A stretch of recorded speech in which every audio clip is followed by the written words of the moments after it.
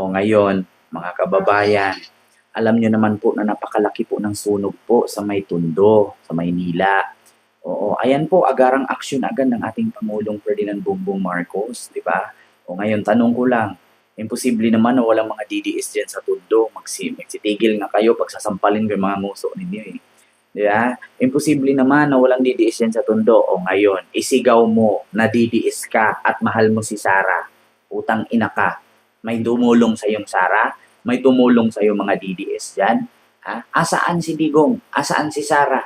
Na pinagmayabang mo. O tignan mo, si Marcos pa rin ang tumulong sa iyo. Ya? Kita mo, agarang aksyon ng presidente sa mga nasunugan at take note mga kababayan, hindi lang po ayuda, pati po may mga relief goods at hindi lang po relief goods, may mga pabahay pa. Diyos ko, kita mo yan. Tapos ipagyabang mo, Duterte, asaan sila nung panahong may krisis?